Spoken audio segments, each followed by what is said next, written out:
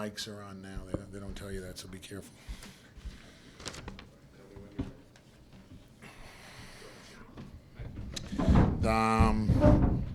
Brett didn't have to come. We could do it with Nico, but that's fine. Come on, Brett. Okay. Players got this win. I was very nervous about this game. Fairfield's playing extremely well. I'll tell you one thing they're doing down there is they're playing fast and taking threes. I think Mitch Bonaguro, who did a great job here, and Tom Parada, who was the head coach at Canisius, are helping Sydney.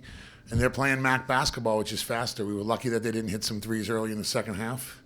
The reason we brought Nico is I think we have young guys that have to grow up, and this is part of their learning process. That's what he just said. This is what a press conference looks like.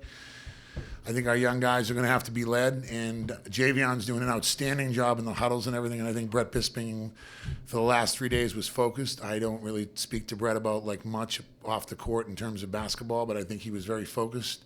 I think he was as hurt as anybody that we didn't beat Manhattan, and he heard the rumblings. Uh-oh, here goes Siena in the toilet. And I think Brett took that personally, and it showed with his 28 points. And Nico Clareth continues to be one of the most efficient guys off the bench. If any coach had any brains, it'd probably start him. But Nico, sorry, you got a bad coach. Nico continues to just be growing up and growing up. So, Nico, that's what you do, your opening statement, and then you say, we'll take questions now. So you can say, we'll take questions now. We'll take questions now. Okay, good. Jimmy, you outscored them 52-18 in the paint. Coming in, is that where you thought you might have an edge because it's such a perimeter? Yeah, look, they're making threes, but it's not. It's more like we're good in the paint. Javion and Brett just, they're Manhattan, who won tonight. I guess they beat Canisius, which is a good win. Manhattan really did a good job of not letting Javion get the ball at the end, and Brett had to go out to the three-point line and get it. And so we got it to the middle. We're trying to get it to the middle more, right, Brett? We're trying to get to the middle more. We have to feed those guys, and they're willing passers. They were happy to pass, but if they were open, they were going to take it. And they got a lot of mid-range stuff. And I also thought we heard them on the boards. Let me see. Yeah, we heard them on the boards, 50-28. So, yeah, we're a good inside team, and Levon's a good power player, and Nico's not afraid to go in the paint and get his stuff either. Jimmy, what about what you did on Gilbert? He had a real good start for you. You said he was one of the best, if not the best players in the league. Second half, you played him much better. What did you do differently? Yeah, he had 24 and 5 though. We didn't exactly shut him down. I don't get a Nobel Peace Prize or anything for that. He had 24 and 5. He's going to take his. I think one thing, Brett had that look on his face like, okay, you're going to make some, right, Brett? Mm-hmm. A guy like he's going to make some shots. Brett's been in the league a long time. I tell it to Nico all the time. You guard guys like that, you think you better not put your head down when they hit 2 threes in a row because they're going to make 5 in a row. But you got to stop. In other words, you know what I mean? You guard Kobe, LeBron James, Louis Flores back in the day here to Kenny Hasbrook right in this building. You guard those guys, they're going to get on some streaks. But what you got to do is try and stop them the next time. I've always felt defensively is like you got to they got 3 in a row. Now you got to get a few stops in a row to even it out. Makes sense? They're going to shoot 30-40%. Hey, you got your streak. Can I get my streak of 2 or 3 stops in a row? And I think Brett was really good, and then Levon switched on him, and Nico took him, and it was a group effort there. And Nelson, we're lucky because he's really tough too. He's 5 for 13 and could have gone either way. Ask these guys questions. Yeah, Brett, how motivated were you by the Manhattan game?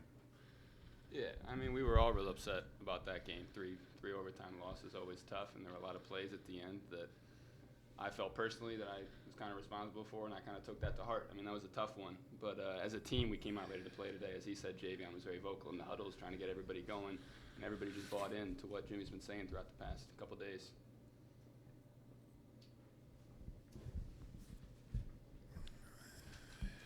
I guess I'll ask all you guys. Yes, Nico. He's got to practice. See, that's the tone is to help the young guys grow up. Nico, coming in, Kenny Wormley said that this was a statement game. Do you guys feel like you made a statement in this game?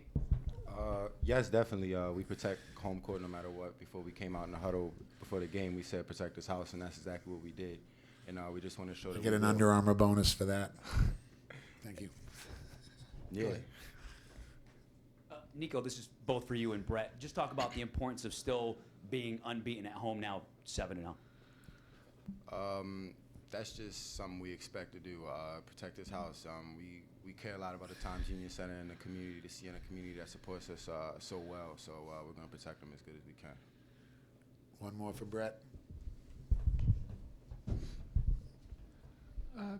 Brett, career high, 28 Were you thinking about how much everything was working for you today? I mean, you guys got pounding, but you were shooting shots mid-range, on in, doing very well.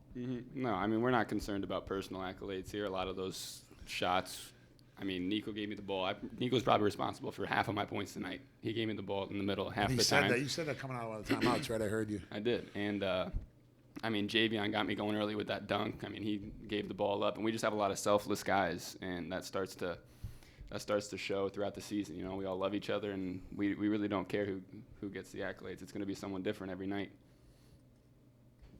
Thanks so much. Thank you. Oh, you got one more single ace? You good? Go ahead.